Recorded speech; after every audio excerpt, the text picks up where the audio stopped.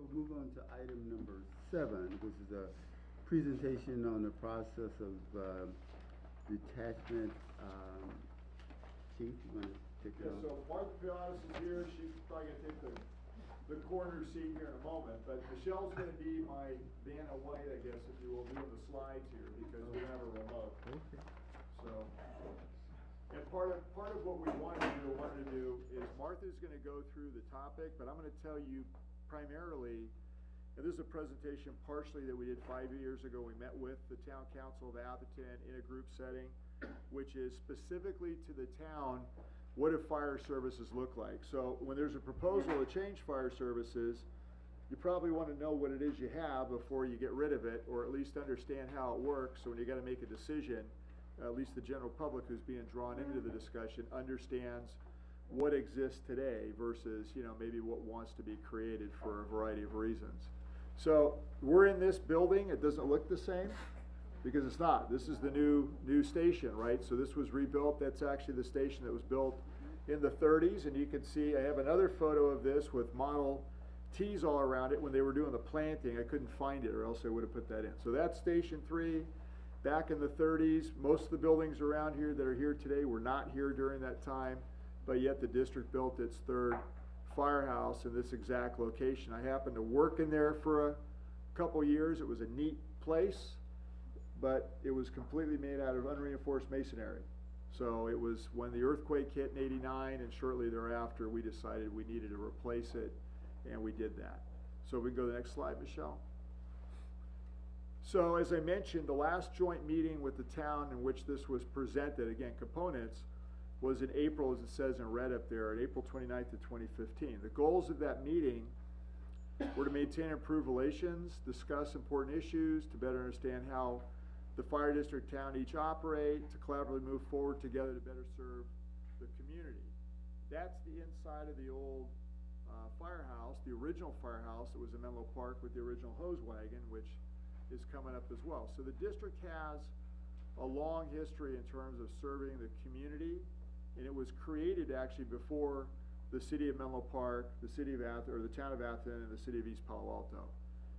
It was the first thing I think residents created, and I'm not completely factually true because you can't ask anybody that was there, but you know, they focused on public safety first because that was an issue for them, which I'll explain. So next slide, Michelle.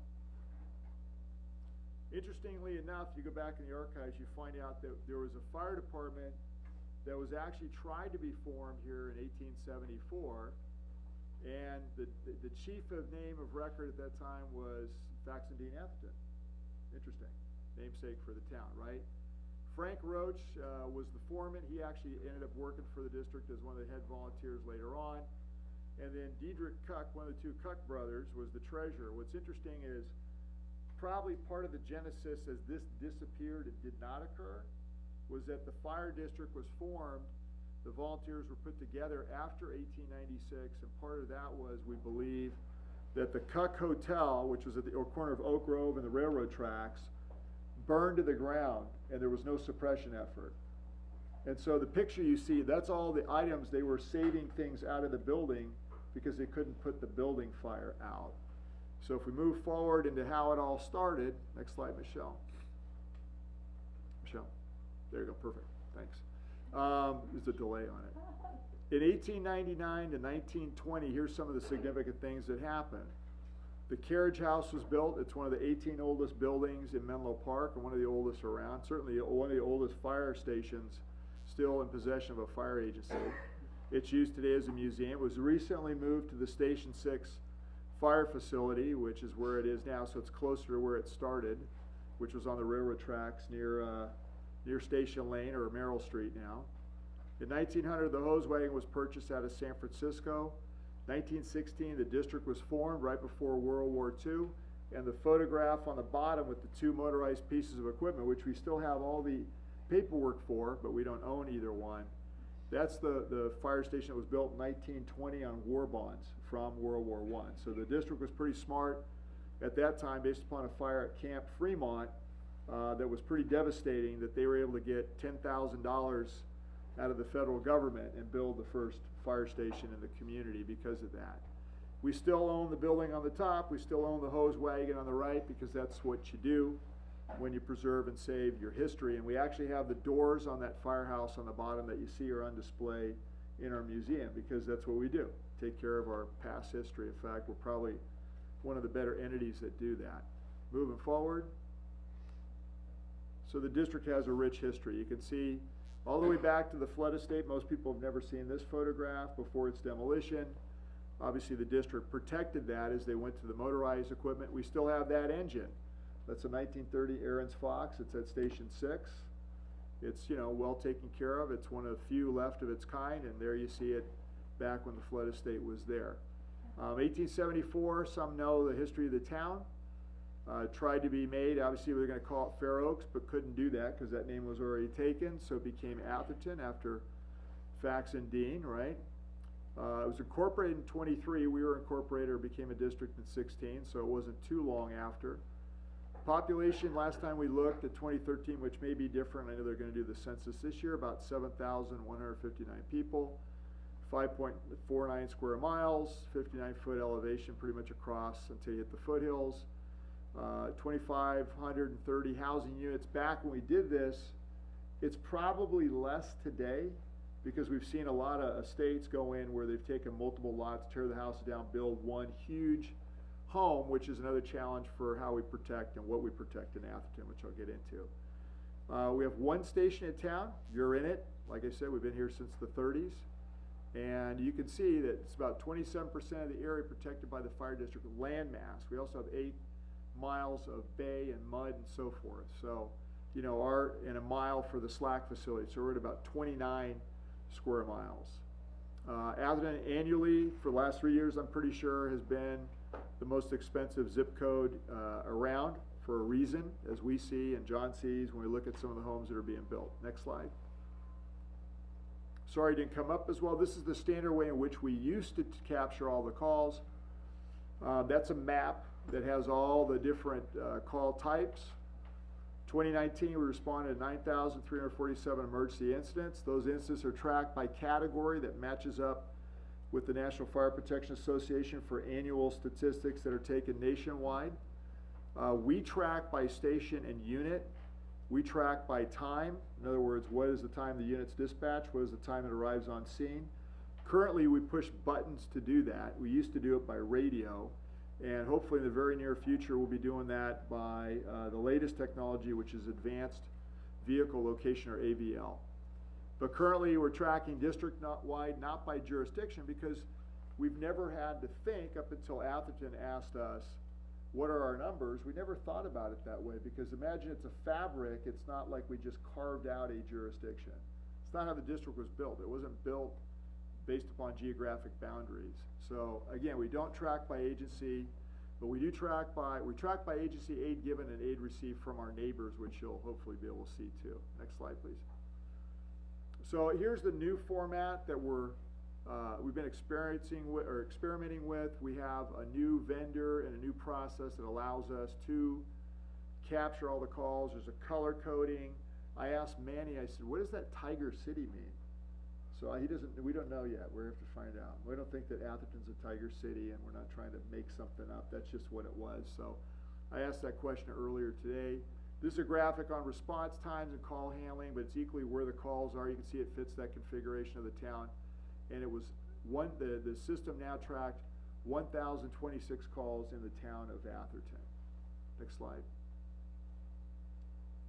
So again, here we are, 32 Almondral, built 1937, rebuilt in 1998.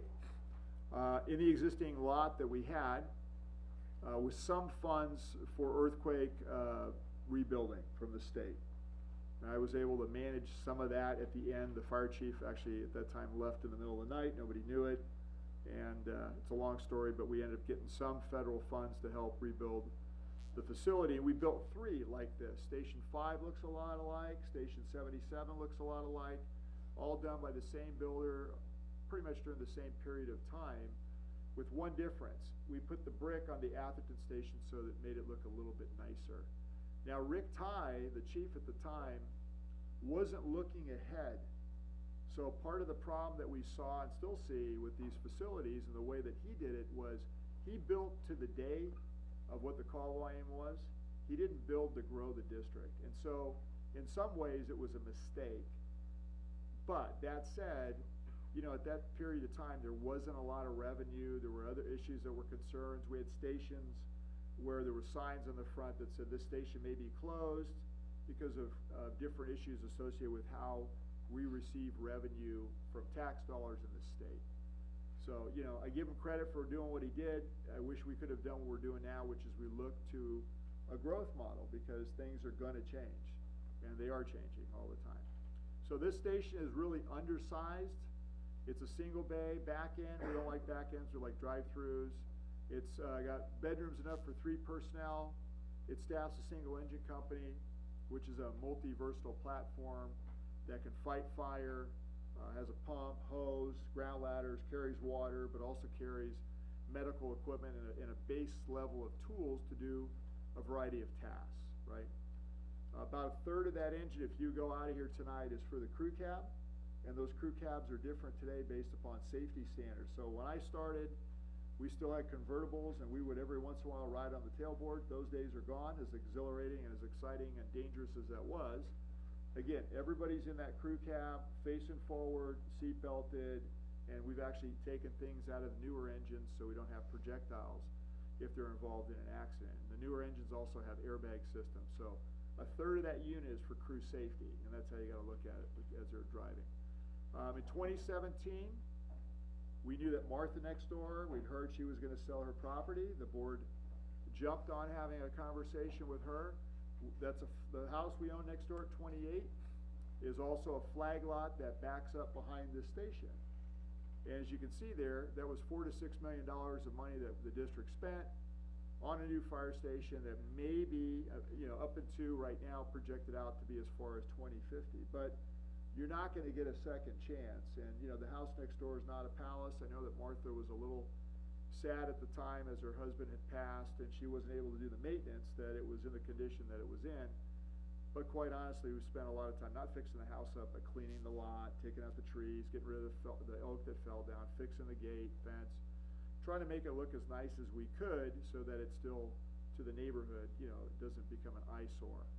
And at this point, there isn't any plans other than we've proposed to build a garage to the rear of the firehouse, but that's going to go through what's called a space needs assessment and is for storage. The problem with this station is, you can see, it's tight. So storage in this station is always a challenge. If you went in this closet, you find our medical supplies all the way up where they have to use ladders to get things down. That's not necessarily the most conducive way for us to do it. Parking is tight. All the crew vehicles can't fit in the parking spaces in the morning because the station was built to the existing lot and what we had. So, you know, again, there's certain challenges with that. So more to come. I know some of the neighbors have been concerned about the appearance, the look, newspapers, different things like that. We don't have a newspaper subscription, just so you know. So, you know, like some of you, we get the junk stuff that shows up, and then we gotta make sure the firefighters pick it up. But we still have a gardener that comes in and does some of the landscaping next door. We removed the pool. Not only was it in poor condition, but we don't need a pool. We don't need that hazard. We don't want somebody falling in that pool. So that was gotten rid of amongst a bunch of other things. So that's where we are today. Next slide. In this last year, Station 3 responded to 774 emergency incidents. The vast majority by category are emergency medical services, 434. Right now we're trending at about 65% district-wide for medical incidents.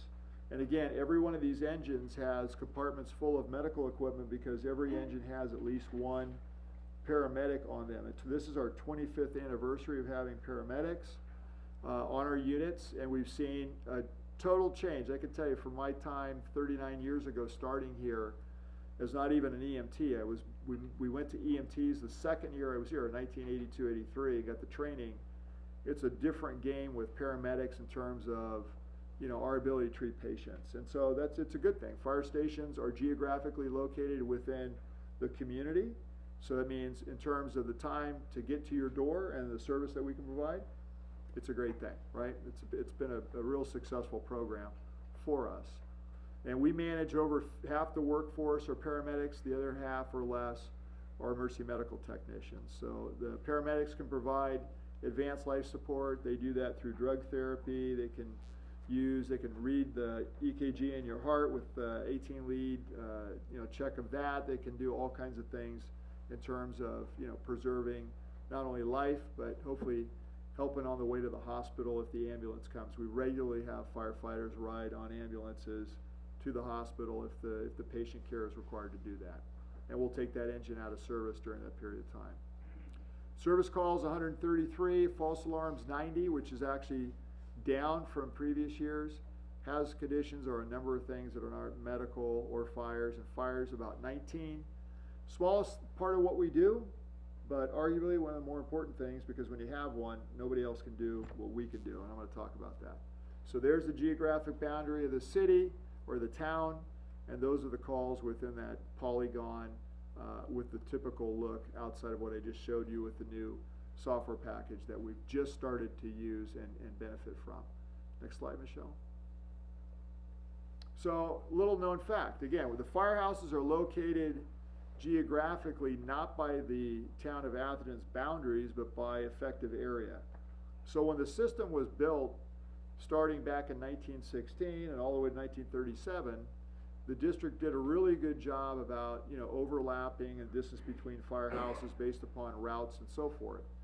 So essentially 79% of the fire of the area of coverage for Station 3 is in the town of Atherton. But through the network, the rest of it is not. Most of the areas that you see there are county areas. I don't know that there's any Menlo Park areas because of where the town boundaries are for this station. 5 stations directly cover the town. So when you see the next couple slides, you'll understand, again, it's a network of response. It's not necessarily specific to a singular fire station. Next slide. So there you see the location of all 7 stations. The area that goes out to the bay, interesting story, Menlo Park actually annexed all the way in the bay in the 1950s because they were worried about Redwood City parking ships out there.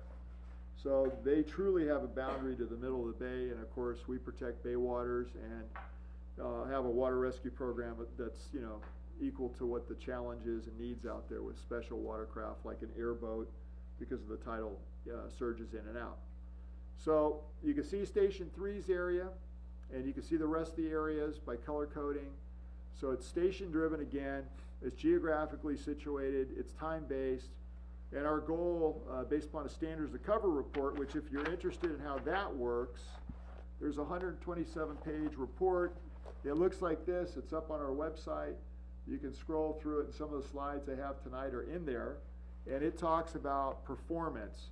That's an independent third-party look. We're going to talk about that later in the night with the board about our recommendations, and that information's actually in the board packet tonight if you want to look at that. That's called the Standards of Cover Community Risk Assessment Report, and it was just presented to the board on the 30th, as I recall, 29th of January, and it was part of a discussion on the 4th of February regarding the board's initial goals and so forth, and it was mentioned tonight. So what do you strive for? Obviously strive to get to anybody's house as quickly as possible. That's the key, right? So, but we have a 1-minute call handling by Public Safety Communications, roughly. That's where we try and get them out. That's measured in this report. We have a 1 to 2 minute turnout time. That's measured. Turnout time is how fast can the firefighters get out of the firehouse. 4 to 7 minute response time on actually getting to the call, single unit. And then an 8 to 11 minute response time for all units, like a structure fire with more units that have to come from all over the district or on auto or mutual aid. And that data and that information is all covered in that report so you can see it. I'm going to only focus tonight on what some of it means and why it's important to the town of Atherton and how we respond. So next slide. It's hard to read. Again, we'll be putting some of this out when we get done too on our website so you can go back and look at it. The graphic on the left is just how fast fire uncontrolled propagates within a building, from room of origin to building of origin to, depending upon how close other structures are, they could spread, like in downtown Menlo Park, where only half of the buildings have sprinkler systems. So, and even if you have a sprinkler system, one of the slides I'll show coming up is a fire we had in the wall of a building, and so sometimes fires start in places sprinklers can't put them out. They can contain them, and that's mostly what sprinklers are supposed to do. Sprinklers are meant to contain a fire, keep it small, minimize the damage, and then allow the fire department, or in this case the fire district, to respond to finish off the rest. Doesn't mean they can't do great damage from smoke, doesn't mean they can't do great damage from the actual fires that moves in hidden spaces, and that's happened. The second slide on the right talks about, again, the biggest part of what we're doing, which is emergency medical and survivability if you had a cardiac arrest. But understand there's also stroke, right? There's also slips and falls, and I can relate to that, slips, trips, falls. So, those are things where, as the community looks at, based upon an elderly population, every time you add speed bumps or some sort of traffic control device, not only does it slow us down, or can, it also makes that a little bit different ride for a passenger in the back of an ambulance. So it's something to really think about on balance, just no different than with the climate folks talking about El Camino as a primary response route to a hospital, right? The more things we do to El Camino to make El Camino less easily traveled, the more things we do to prevent you to get to the hospital faster. And most people don't correlate the two. True trauma centers, Kaiser and Stanford, El Camino is the prime way in which these ambulances are going in and out of those facilities for these localized communities. So those are always things to think about. So cardiac is one, accidents are another one. There's just a lot of things that you can do, or to yourself, or things that can be done to you when it comes to the human condition, which people make mistakes, right? So I completely get that one. Next slide. So what's unique to Atherton? Well, we have some unique challenges in Atherton. One of the bigger ones is we have a lot of homes, as many of you know, with large fences, walls, and have gated access. We have Knox box systems, we have ways in which to get the keys and gate openings that we can get into those units, but that takes time. So, the delays can be there, and we've had those delays. But, again, we also have APD that can help us, Atherton Police that can help us on calls like that if they beat us there, maybe get it opened up. But then also long driveways. The picture you see above, not the greatest one, that's actually the engines in a turnaround down a 600-foot driveway. We carry 800 feet of supply line on the engine. So that, to the driveway to where the turnaround was 600 feet. From the driveway to the hydrant was another 800 feet. And from the turnaround in the house with one effective line through the stairways to the second floor, 400 feet.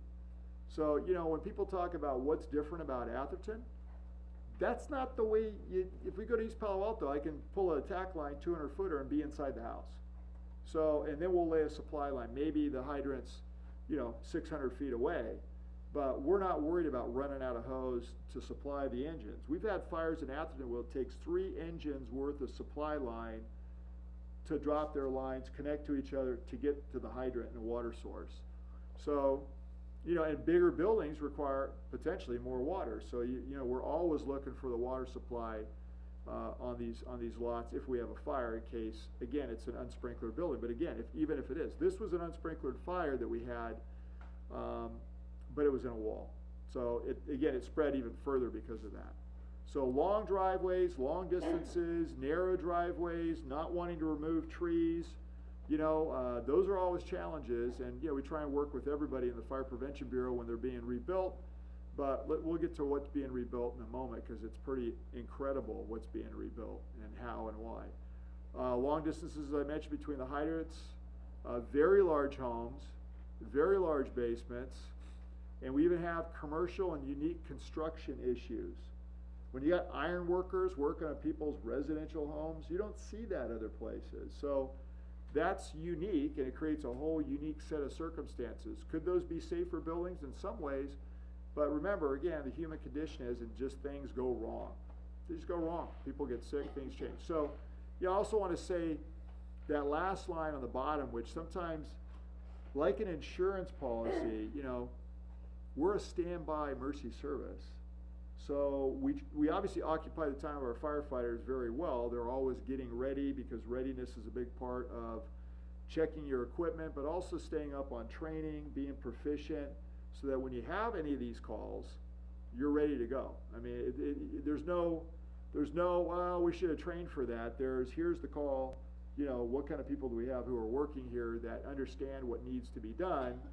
And we spend a lot of time and effort training our personnel, mentoring our personnel, and making sure that we have very good personnel. So that call on the right where you see them carrying the Stokes basket, that was actually an elevated rescue in a home under construction, which was a fall from the construction worker. That's not unusual because of the size of some of these homes. And so, again, it's not your standard get up on an 8-foot ladder. You might be on a 2 or 3 story drop based upon a basement as well as part of a residential building. Next slide. So from 28 to 2017, only through April, we tracked 224 new homes being built in the town of Atherton. Sometimes we'll hear, oh, there's nothing new in Atherton. Oh no, there's a lot new in Atherton. And it's called major changes of tearing down 1 or 2 homes on maybe 1 or 2 lots and building enormous structures. I mean, a 31,000, almost 32,000 square foot structure, that's a small hotel. So, again, saying that Atherton isn't different, saying that we don't have different challenges, saying that it looks the same as the rest of the community, that's disingenuous. That's not what we're seeing. And, again, these large basements, we have a basement that was built, we think there's another one that's bigger, but the one we found, 9,400 square feet, subsurface. So, what would happen if you had a fire in there in an area where the sprinkler couldn't put it out? We're going down in the hole to go get it. And there was a time with the grand jury report from when I came on in 2007 where, unfortunately, and we made it through this, we think over 100 homes were built without having any sprinklers put in the basements whatsoever, and because the building official at the time decided he didn't need to report to the fire district. So my litmus on that is, and how we weighed in, and we made it through with Atherton. We had a really good relationship for about 10 years working through some of these problems on water supply, home size, basements, and so forth. If you don't see somebody at a command post at 2 o'clock in the morning on a holiday weekend, then why is it that people are making decisions for those people that respond, right? They should be involved with that response. So in that particular case, you don't typically see the building official in the middle of the night responding to the fire. The firefighters are doing that. So making decisions for firefighters and what we would do in terms of operations was totally inappropriate. The grand jury weighed in, it got changed, and I think Atherton, to be credited, the council at the time, relationship going forward, there was a lot of back and forth, but it was proactive in terms of how we worked together for many, many years to collaboratively solve some of those problems. So again, 9,400 square foot subsurface basement, and we don't judge, right? We're not saying, oh, you can't use that for staff quarters or a wine cellar or a car collection. We know that we have basements up to 2 stories subsurface, 2 stories. I mean, Atherton is a different place when it comes to size, scope, risk, challenge, and quite honestly too, people have very nice things. On the one fire that you saw the firefighters at, I never had seen a Japanese warrior samurai full-blown suit, armor, helmet, and sword that was the real thing outside of a museum. And I've seen it, and we got to protect it, and we made sure the fire went out so it didn't go bye-bye. And we had to make sure we didn't knock it over. That was the fear I had when I heard, what's the price? Invaluable. Okay, well, move that out of the way real quick. So again, there's very nice things. There's a story that goes back before I even started of a woman who had a piano in Atherton. The house caught on fire, and her words to the firefighters, just save the piano. And they did it.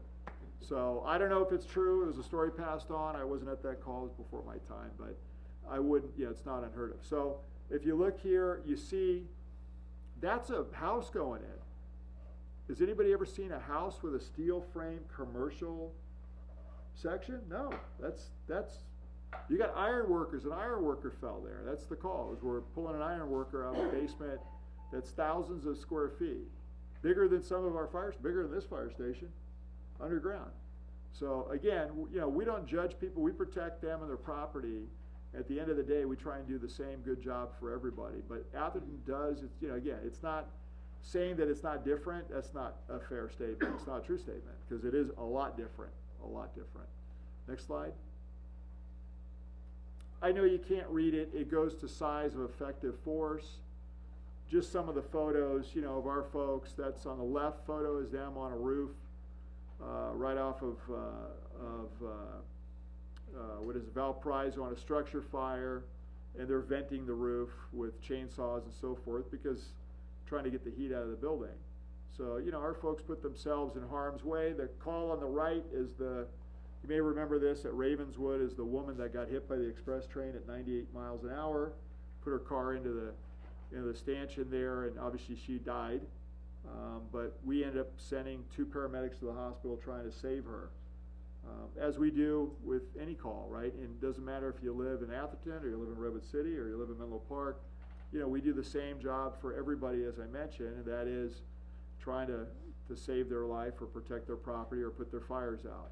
And so, you know, what you don't see, and this is a new group of firefighters, we have 103 were authorized for the line or the floor for firefighters, captains, engineers, and so forth.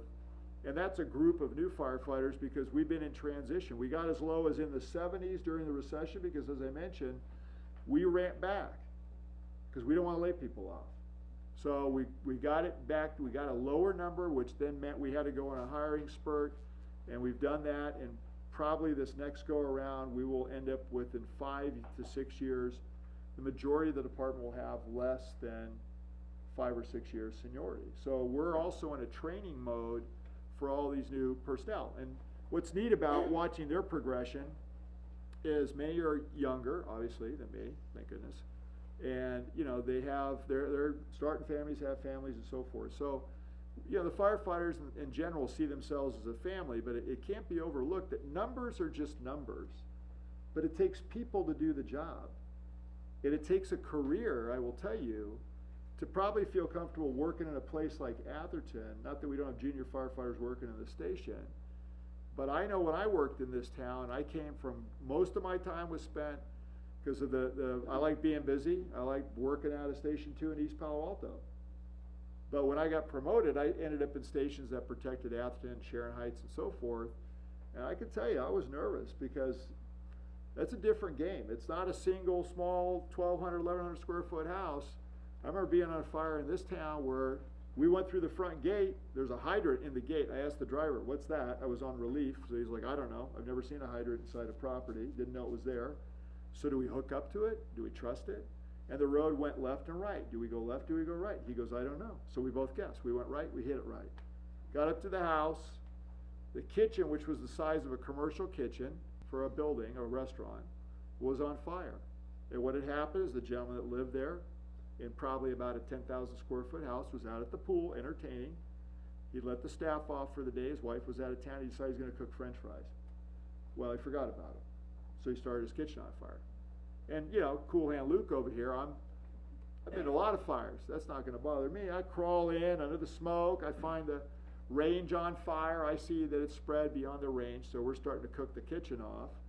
And then I went further to go past, see what was through the door. I opened that door. I'm in an apparatus room 3 or 4 times the size of this one, but it's called their living room with tapestries and artwork and other stuff. And in that moment, I wasn't the same person because I crawled back through that kitchen and I went, get that line in here, right? Because I was afraid we're going to have the largest single dollar loss in the district because of what was in that house. So we can say, again, Atherton's the same. It's not the same. The challenges are different, the sizes are bigger, and that means the loss can be much bigger and much more expensive. So, you know, again, it's about the people, it's about the experience. We have firefighters get a lot of time working in different parts of the community, different communities, different kind of call volume, but that makes them, again, more expert when they would come to a place that if we just had Atherton as its own department, what's your experience level going to be?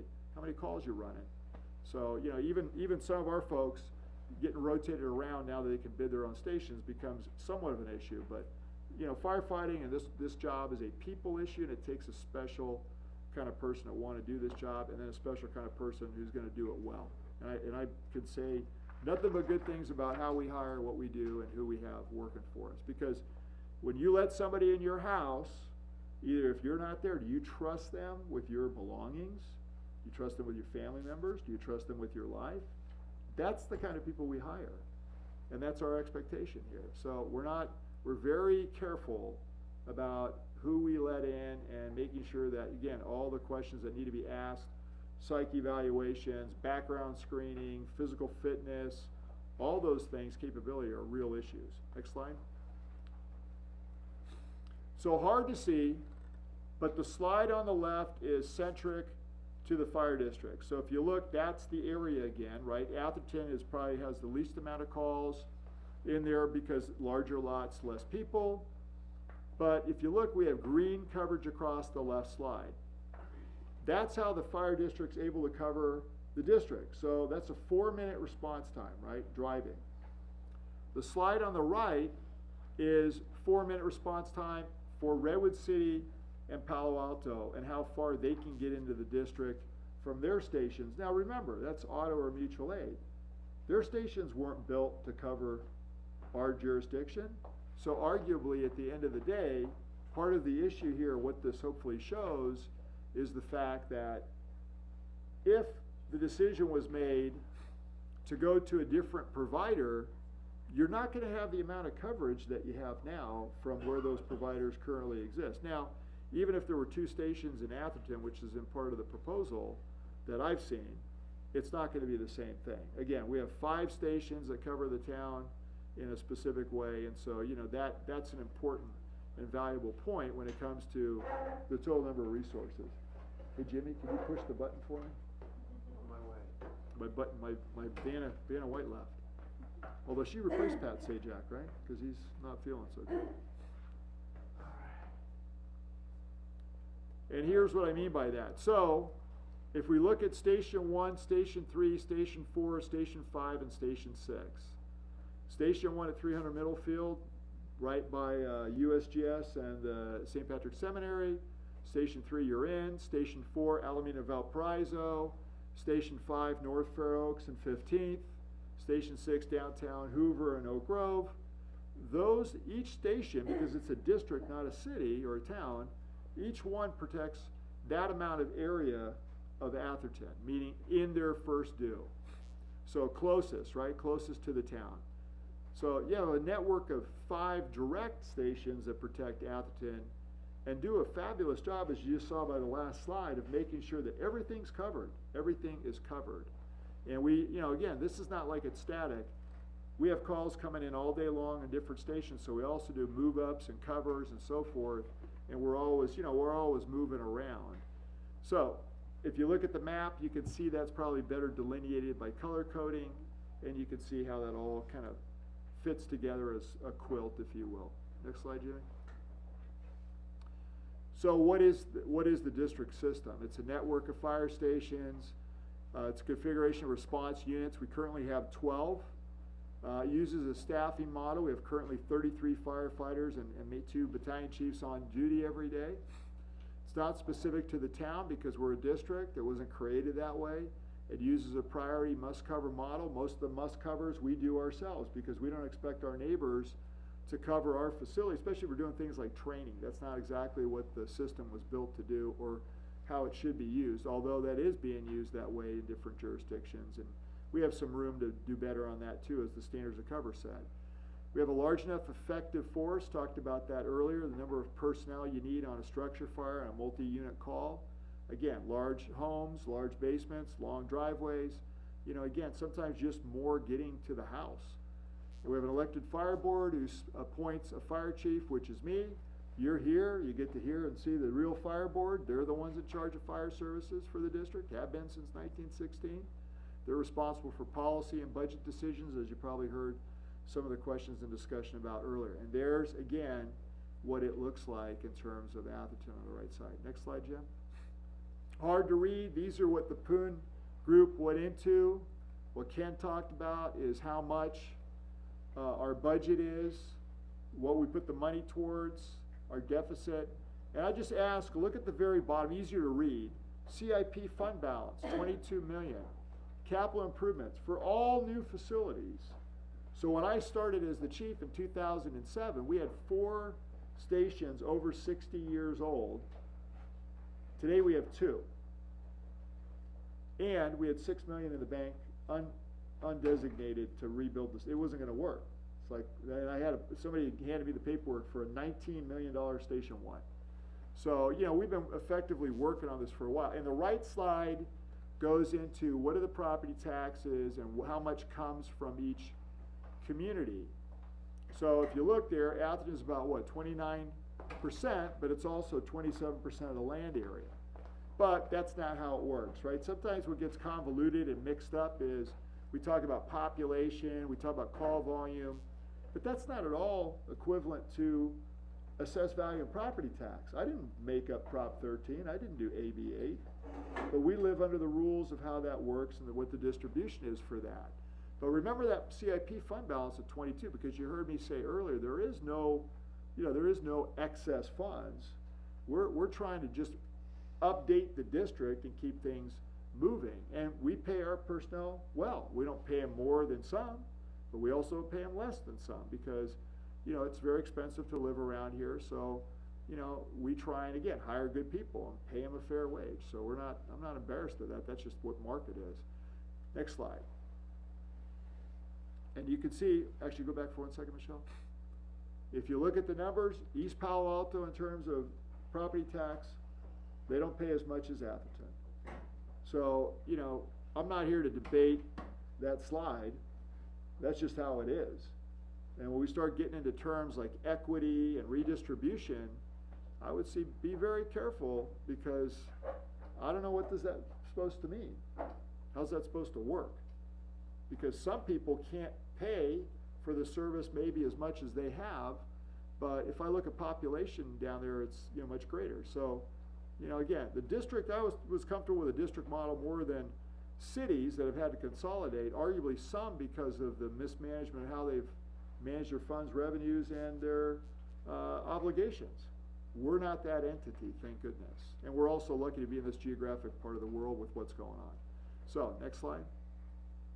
So Station 6, this is the second station we built since the recession. The first one was in East Palo Alto, as I mentioned, and we changed things around. We just got done with this station. East Palo Alto was done in 2016. This was done by 2018. They were both 11-year projects through the recession. The district bought a home behind the station so it would have a big enough footprint to turn this into a partial drive-through.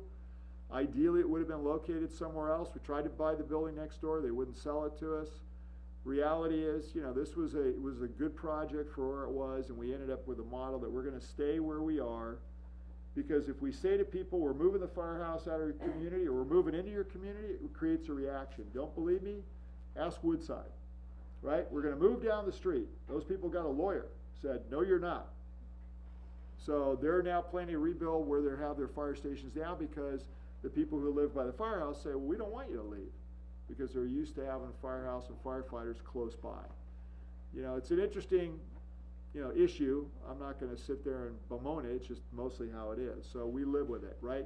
Bought a house behind this building, made it bigger so we can make it a drive-through. We've spent $11.2 million on that project. Again, started it a long time ago and just saw it through fruition. If you haven't been there, it's a fantastic building. It looks old, but it's completely modern inside in terms of, and it's not overdone because of the seismic resilience and just the sustainability portion that we put in here as well. So, spent $1.5 million on a house only to tear it down. And our standards of cover report, which again we'll get to later on tonight, says that we should add a other rig, which would be where the old, there's that Aaron's Fox again, where that would be as a back-end smaller two-person unit. Because of what? Growth, more call volume, and a little bit easier ability to get a smaller two-person unit around and give us more numbers of firefighters for what we call an effective force. We did that on the other side of the freeway because of the massive growth. So far, where's the district grown? It's grown on the other side of the freeway, so Station 2 was built. It's growing downtown Menlo Park and El Camino. Station 6 has gotten built. So we're doing pretty good when it comes to, especially if you look at standards of cover, a model of where growth is occurring. Next slide. What's in the queue now? Station 4, Alameda Valparaiso. What did we say? We got $22 million in reserve for a facility. There it is. But that eats it all up. So hopefully we're gonna be able to work within that, and below it, I know I covered it, that was a mistake I caught later, but, you know, the station on the left looked just like this station when it was built, right? Back in 1949, it's 70 years old. Look at the foothills, you could actually still see it, there's nothing there, right? So all the homes that are now around it, again, the district did a pretty good job from a visionary standpoint of putting facilities before growth to manage the growth and to have a response capability as a district, not singling out a single community. So 37% of Station 4's area covers the town of Atherton. It's over 70 years old. We've started on this process. We hope to break ground later on this year. We did buy the home behind it again. We'll temporarily locate the firefighters in there during the construction phase, which is what we did at Station 6. That house cost us $3.25 million. You know, it's crazy. You gotta do that to have enough room, but that's what the cost of rebuilding a facility large enough to make them drive through and building for the future. Not the Rick-Time model of build to what you have today, build to the future. So the last line you can't read says, we're planning to put a ladder truck and a battalion chief up here. Well, if you go back to when I started, see the slide at the very top left? When I started here, we had an engine, a truck, and a squad up there. No chief. So we're going back to part of what we did. Over the years, that got downsized because of what? Budget concerns, size of effective force. So in some ways, and you had to have more than one person driving the fire apparatus. So we used to have a truck that would be with one person on it. That makes no sense from a safety standpoint, because if you gotta put it up or you gotta back it up or whatever, it just didn't make sense. So those days are gone, but now we have 3 people on an engine, 4 people on a ladder truck. So, you know, the number of resources wasn't a bad idea. It's just they couldn't sustain it based upon the model and the amount of funding at the time. Next slide. Station 1. So we know that 34% of Station 1 covers the town of Atherton. This station was our main station, 300 Middlefield Road, right next to St. Patrick's Seminary. We believe the station, if we go with what it costs to build Station 4, will be $25 million by the time we get to it. Maybe more, maybe less, who knows. We don't have the money for that station currently. In 2017, we did buy an acre of land. The third time we'd attempted to buy land from St. Patrick's Seminary. They sold it to us. So we now have an acre. We upped our play, because twice I've tried it. During the recession, we had abandoned ship. If you didn't know it, the Pope has to say yes to us buying land. I had no idea. And I don't think he would have said no, it just we cut it off before it got there. So we followed back through, ended up getting property along Middlefield Road, which is more advantageous for us. And so our plan there, phasing wise, remember how many new firefighters I told you about, and how much training, why we have to have readiness. We're looking at building a new training tower, a new larger classroom and meeting room, and also maybe being able to do a joint emergency operations center. There is interest from the city of Menlo Park. There is interest from hopefully the town or city of East Palo Alto. Atherton has said they're building that into their new civic center. So, you know, maybe we could say it's a multi-agency coordination center and they'll join in as well. But for now, that's the plan for that building. And again, when you get into reserves, we're not there yet. This is where that surplus, which is why I hate that word, comes in. There is no surplus. This station was built in '55, and arguably it's the Winchester Mystery House of remodels. So if you were to go there today, you wouldn't see it even looks the same, because we've done remodel after remodel after remodel in the building. Next slide. Hard to see, but the dots in Atherton and above 280, which is the left side red line, is 280.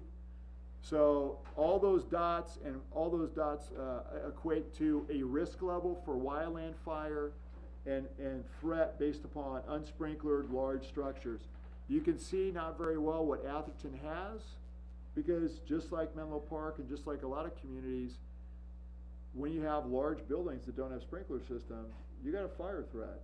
So you have to address that. That was done in the Standards of Cover report. If you want to again look at it, see that slide, read more about it, it's all there. And then it goes into the size of the effective force, how many, and so forth, as we did earlier. So there's a lot more detail that can be given there. Bottom line is, wildfire is a threat for this community too, right? Everybody sees that, knows that, because Atherton has a tree canopy. So, I mean, Santa Rosa, Paradise, you know, Reading, they all figured this out the hard way. And I'm not saying it's the same thing, but it's an issue.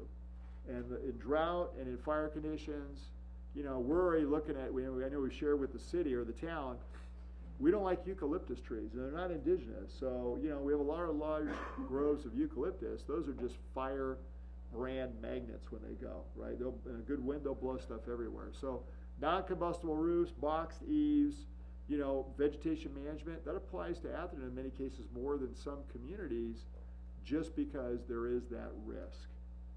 In North Fair Oaks, when I talked to the county manager and I talked to the sheriff, they're not worried about that because they don't see that same kind of problem, right? Because they don't have a vegetation management issue.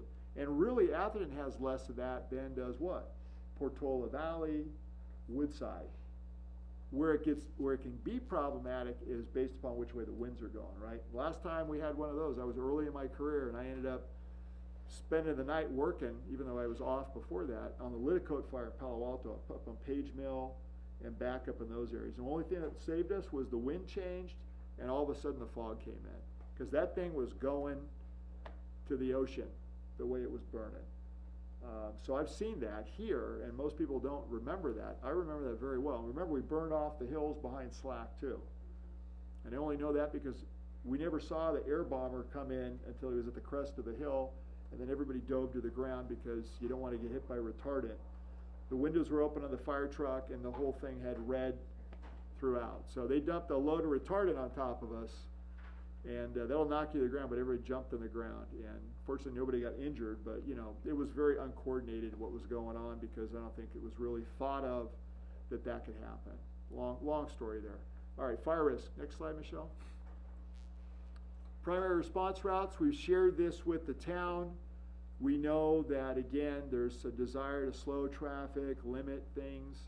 We get it, but our mission is protection of life and property and environment. Response times are critical because that's time to your door during an emergency. Movement is key.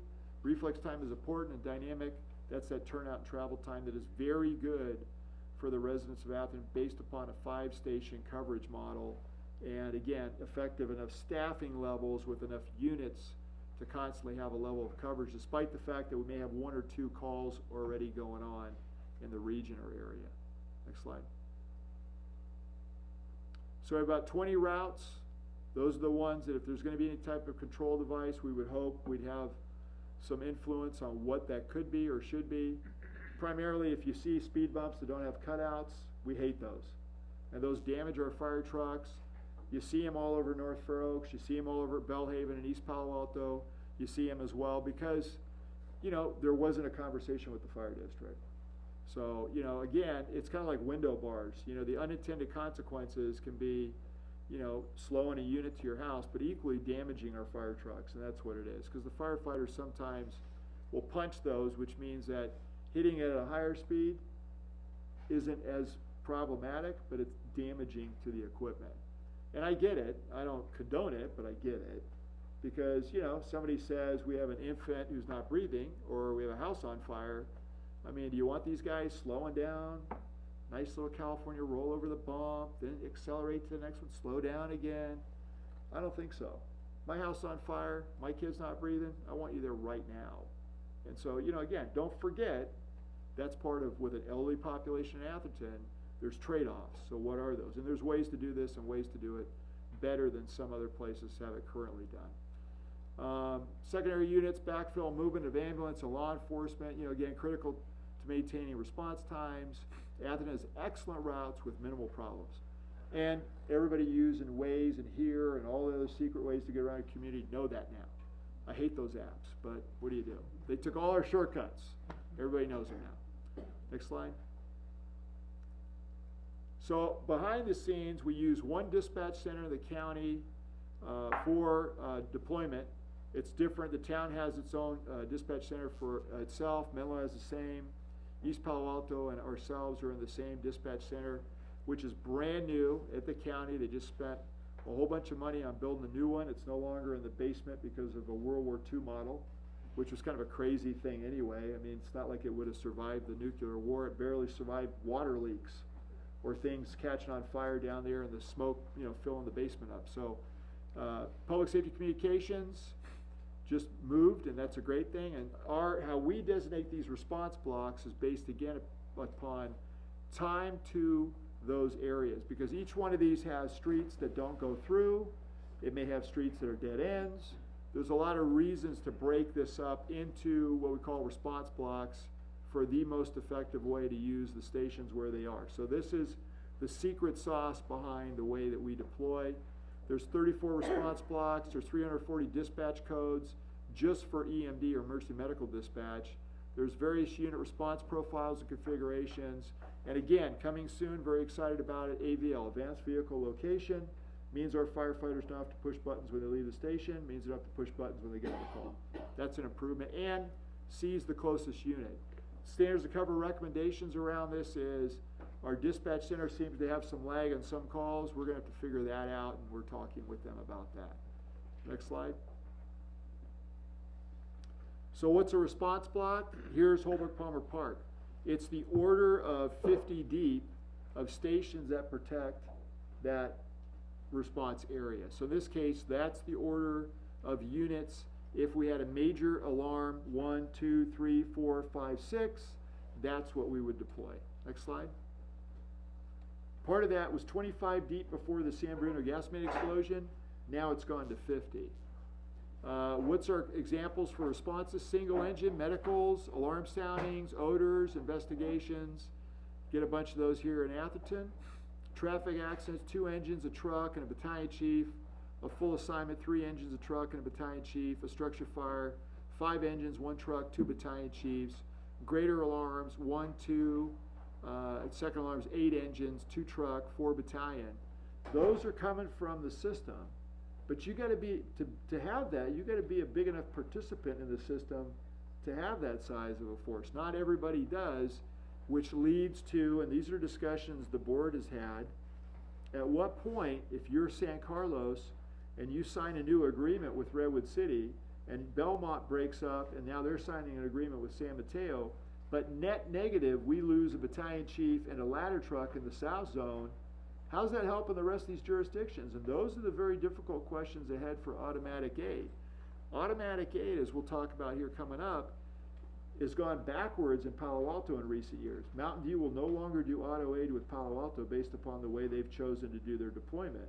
They're an ambulance-centric entity, as is South San Francisco.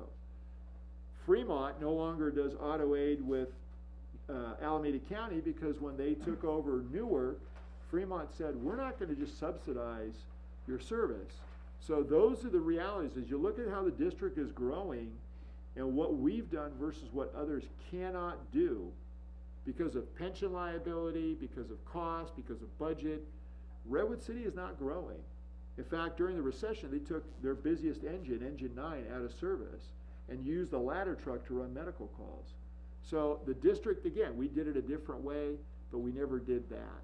And so you saw these changes in relationship, and Palo Alto's the same way. I mean, Mountain View didn't say we're not doing auto aid because they weren't concerned about how that could negatively affect them. Nobody's here to subsidize each other. We're here in auto aid to work off of an equal platform of help. And when you feel like that's the case, agencies then contract back to what?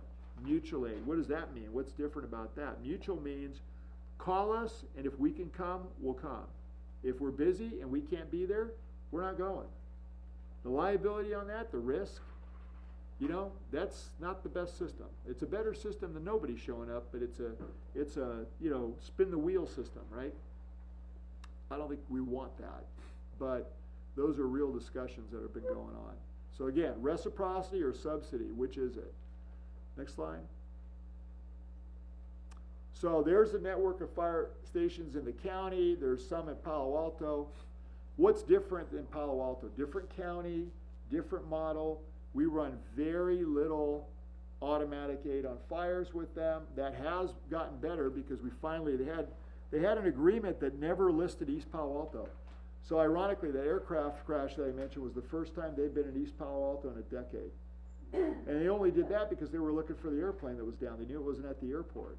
So we worked off that to get an agreement for at least them to come into East Palo Alto. Imagine having an entire community with no agreement whatsoever by design I told them, this isn't gonna stand.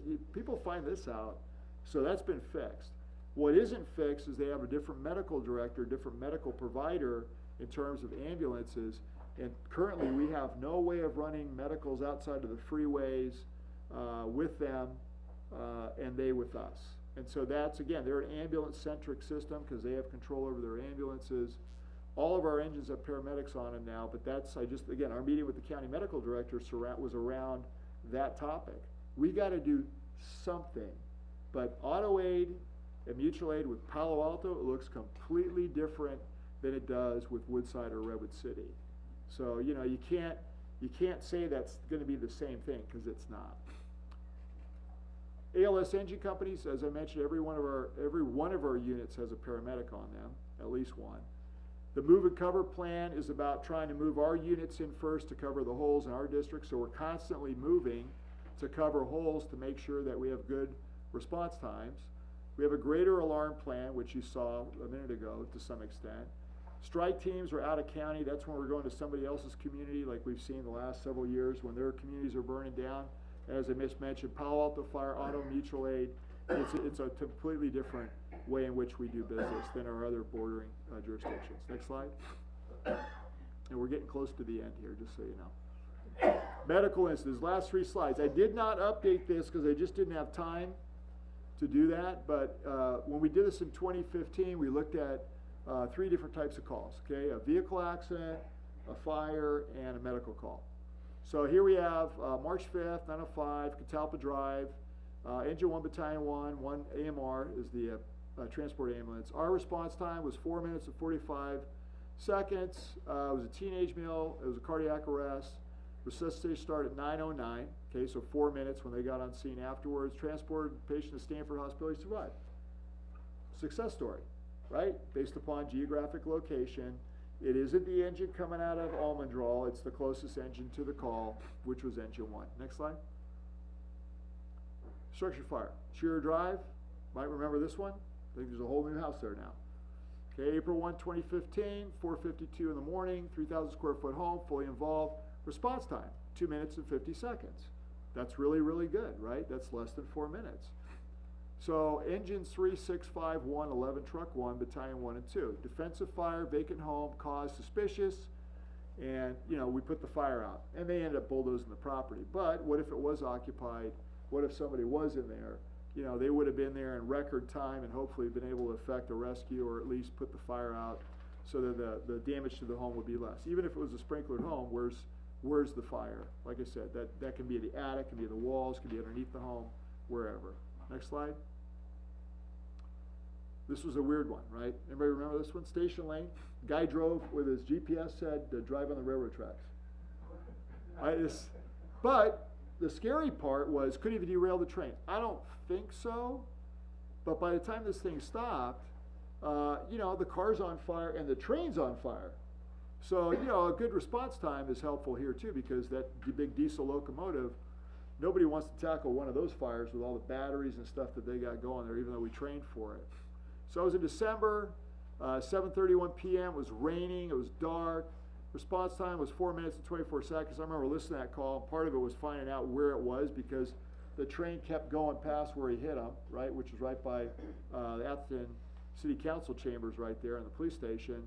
So engines 3, 6, 5, truck 1, battalion 1, non-injury vehicle was drugged 1,500 feet, and locomotive were on fire upon arrival. And then we had another one, the classic car, not too long after that. So I think that was a, oh geez, what was that car? I forget what it was, but it was a foreign sports car. You know, so again, we don't make up the calls. We see the craziest things sometimes that people do. I mean, this guy turned on the railroad tracks because his GPS said make a turn. Right? You can't make it up, but this is what the firefighters see, and it's not for us to judge. It's for us to deal with the problem. Thank God he wasn't in the car. Thank God we got there quick, put the locomotive out, because that probably would have been the bigger problem that we would have had if that locomotive caught on fire. And so, you know, these things can happen. Yes, and they can happen in Atherton. It's not immune. You know, anywhere humans are, things can happen. So that's what we do. Last slide. So for the board and for the audience, if there's any questions, but I think having Martha do her next part, that's how we work, that's how we operate. That's an update from 5 years ago for everybody. That's what exists today. So, can things change? Can they be different? Certainly. Does that make it better? I don't know. We'll see. And with that, Martha's here to talk about what LAFCO does.